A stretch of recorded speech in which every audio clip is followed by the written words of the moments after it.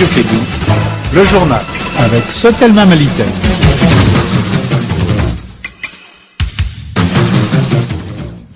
Merci d'écouter la radio Kédou. Voici le sommaire de ces 16 heures. Maintien du mot d'ordre de grève de 72 heures de l'UNTM. Son secrétaire général nous en dit plus dans ce journal. Sport football, sanctions contre le Mali après le comportement antisportif des spectateurs maliens lors du match contre l'Éthiopie de la 4e journée des éliminatoires de la CAN 2015. Et puis en Afrique du Sud, c'est le choc après le décès du capitaine de l'équipe nationale de football, les Bafana Senzo Meiwa, 27 ans, est décédé dimanche soir lors d'une fusillade dans un township à l'extérieur de Johannesburg. Voilà pour le sommaire. Les détails dans un instant avec Assetou Kanté et Amara Kone à la technique.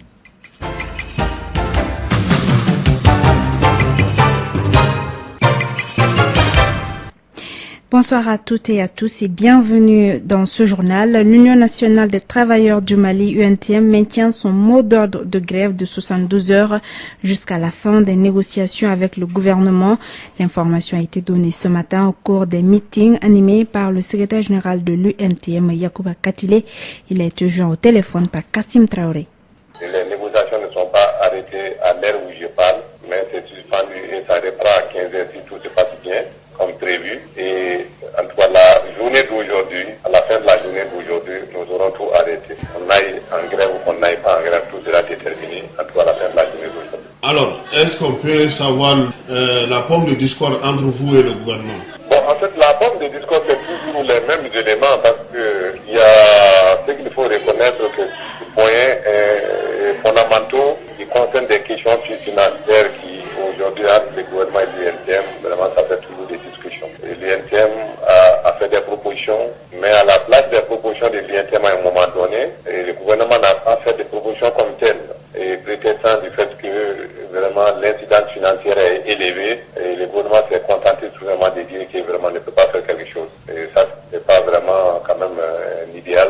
Et nous pensions que dans un cadre de négociation, c'est des propositions et contre-propositions. J'ai dit aux travailleurs dans les programmes de mettre vraiment les déclenchements de la grève pour le mercredi et continuer jeudi et vendredi. Quand ils entendront à travers vraiment la radio ou à travers la grève n'aura pas lieu pour quel moment maintenant une petite célébration. Jusqu'ici, ils sont dans la logique.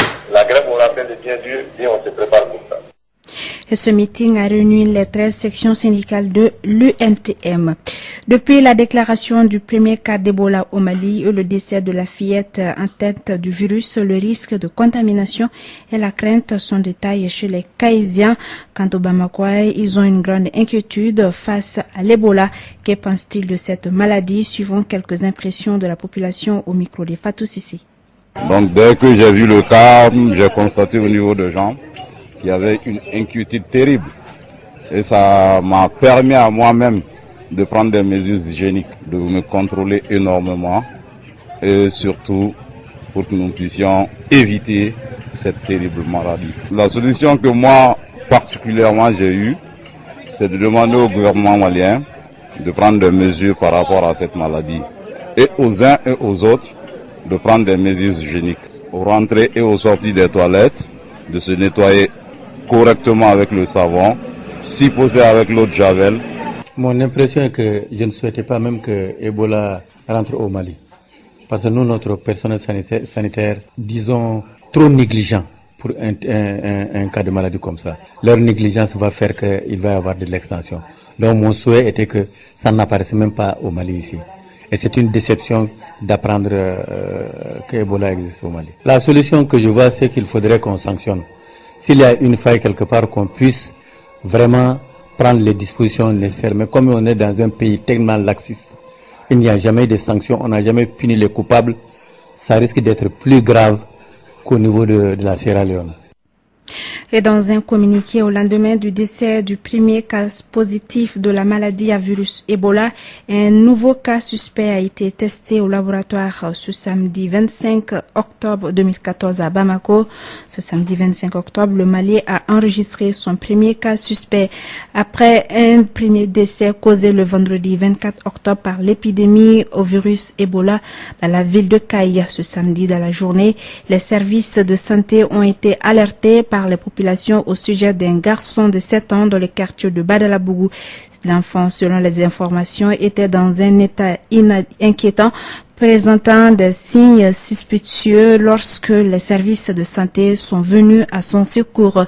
Évacué pour un prélèvement sanguin et une prise en charge diligente, le garçon de 7 ans aurait d'abord fait l'objet d'un diagnostic poussé incluant plusieurs tests, dont celui au virus Ebola. Quelques heures plus tard, ce fut un soulagement total à Bamako et dans le reste du pays. Le jeune garçon ne souffre pas d'Ebola, mais plutôt d'un paludisme grave pour lequel il est présentement pris en charge à l'hôpital Gabriel Touré. Un résultat qui met fin à une demi-journée de rumeurs qui faisait croire à un deuxième cas avéré à la maladie à virus Ebola au Mali. Pour l'heure, le Mali, qui a enregistré son cas d'essai d'Ebola depuis le mercredi 22 octobre 2014, continue de prendre toutes les précautions pour éviter la propagation du virus dans le pays. Au total, une cinquantaine de personnes sont sous observation pour des contacts avec le seul cas avéré dans le pays. Le département de la santé et de l'hygiène publique rappelle à la population que les mesures d'hygiène édictées demeurent les moyens efficaces de prévention de la maladie à virus Ebola.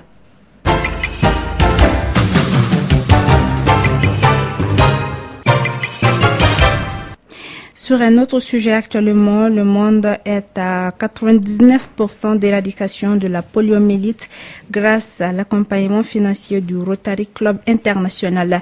Le Rotary Club Mali, à l'instar des autres pays, a tenu un point de presse ce samedi au CICB pour commémorer la journée internationale de lutte contre la poliomyélite. Le point avec Fanta Diakité.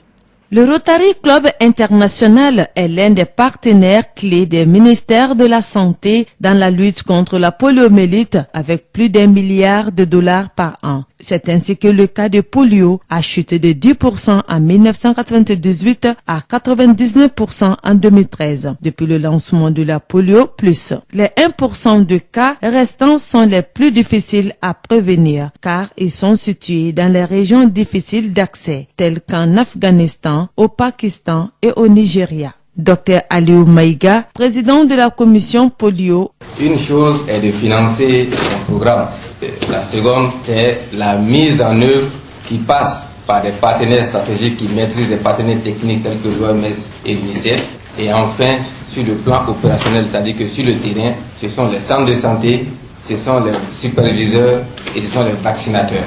Et encore, c'est la population qui doit accepter que les enfants soient vaccinés. Aujourd'hui, même au Mali, lors des campagnes, il y a des cas de refus de vaccination.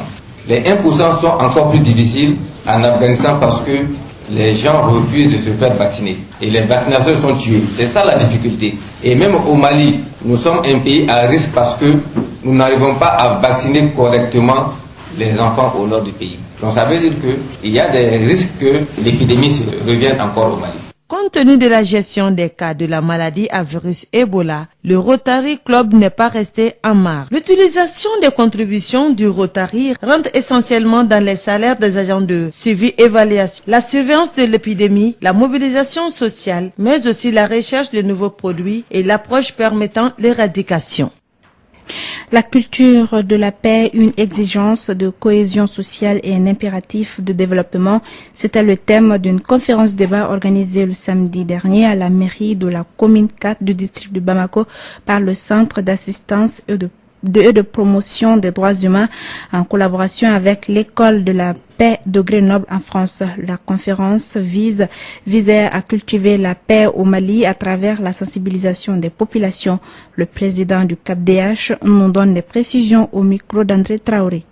Depuis 2012, notre pays est confronté à l'une des crises les plus graves de son histoire. Et les mouvements armés et le coup d'État du 22 mars ont porté atteinte au tissu social. Et la paix est plus que jamais d'actualité. C'est juste pour apprendre aux gens à mieux vivre en commun, les bien vivre ensemble. Que faut-il faire exactement pour que les gens puissent vivre ensemble? Certaines valeurs sont exigées, c'est-à-dire la tolérance, le respect mutuel, le règlement des conflits par le dialogue et la négociation. Maintenant, tous différents, tous pareils, chacun, où qu'il soit, doit respecter les autres, se faire respecter, ne pas porter atteinte aux droits fondamentaux de l'autre. En commune 4, c'est juste de façon fortuite. Sinon, on serait amené à en faire ailleurs. La semaine dernière, on était en commune 6 pour une série de formations. Ensuite, on a été à Hôtel Salam.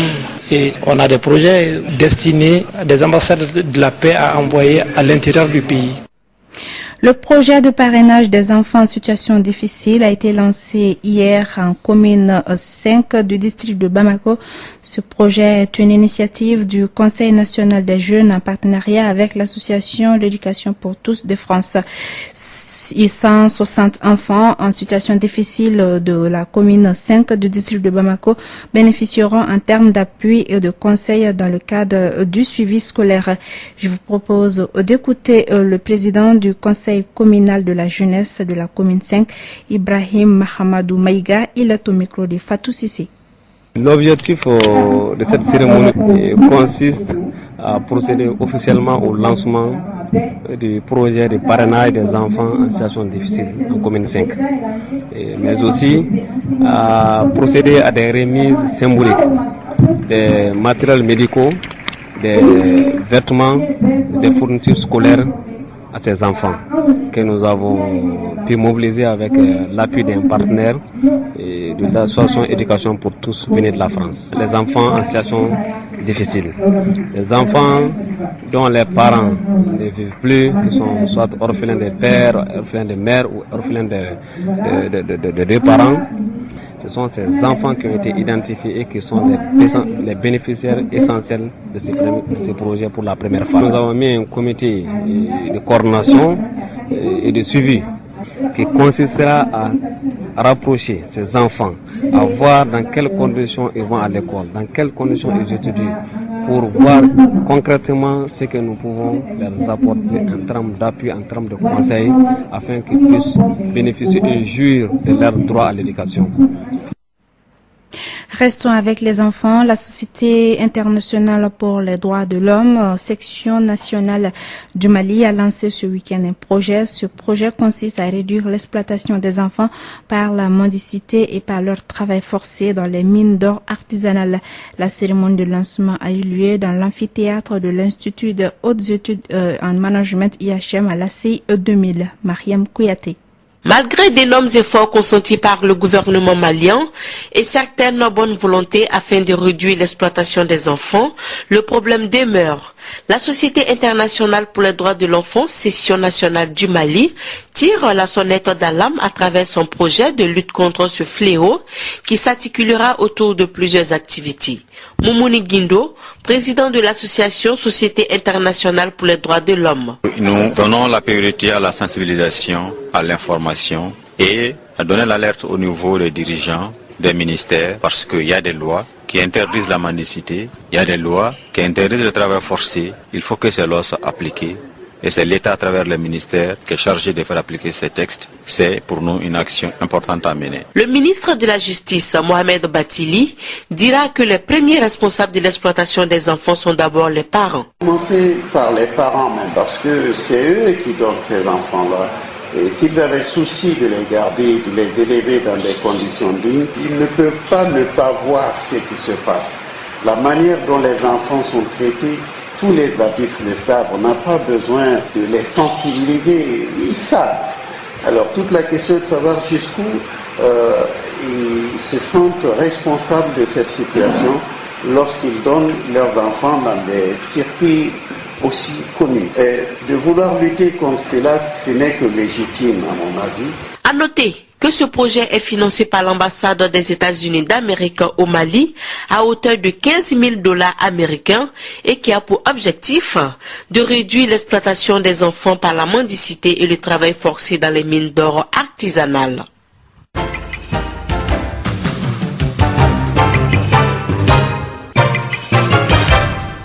Sport football, la Confédération africaine de football, CAF, a sanctionné le Mali pour le comportement anti-sportif des spectateurs maliens lors du match contre l'Éthiopie de la 4e journée des éliminatoires de la CAN 2015, perdu au stade du 26 mars, 3-2. C'est qu'on connaît pour plus de précision. Le jury disciplinaire de la Confédération africaine de football a décidé d'imposer à la Fédération malienne de football une sanction financière de 10 000 $, soit plus de 5 millions de francs CFA, pour le comportement antisportif et regrettable des spectateurs maliens contre l'Éthiopie, comptant pour la 4e journée des éliminatoires de la CAN 2015. L'amende doit être acquittée en dollars dans les 60 jours suivant la notification de la décision. Ceci dit, la Fédération malienne de football doit prendre des dispositions nécessaires pour virer les 10 montants au compte de la CAF, soit à la Banque nationale d'Égypte ou à la Société arabe internationale de banques, ou par un chèque au nom de la Confédération africaine de football CAF. Par ailleurs, cette décision peut être attaquée devant les jurys d'appel de la CAF. Celui qui entend recourir doit annoncer son intention par écrit dans un délai de 3 jours à compter de la communication de la décision. À noter que la décision a été prise le 21 octobre dernier en Namibie lors d'une réunion de la Confédération africaine de football CAF. Et en Afrique du Sud, c'est le choc après le décès du capitaine de l'équipe nationale de football, les Bafana Bafana. Senzo Meyiwa, 27 ans, est décédé hier soir lors d'une fusillade dans un township à l'extérieur de Johannesburg. D'après les dernières informations, le joueur se trouvait au domicile de sa petite amie quand les hommes ont fait irruption réclamant les téléphones portables avant d'ouvrir le feu. Il était approximativement 20 heures quand l'attaque s'est produite dans le township de Wolfsburg, à 20 km au sud-est de Johannesburg. Les auteurs de l'attaque sont en fuite et il n'y a pas eu d'arrestation pour le moment. Il est exactement 16 heures passées de 18 minutes. C'est la fin de cette 3e édition qui vous a été présentée par Assetou Kanté, mise en onde par Amara Kone. Merci à tous de l'avoir suivi. Vous allez retrouver à 18h André Traoré pour le journal en langue Bamanaka. Mais avant, tout de suite, votre émission Allo Clédou avec Yelimadi Konaté.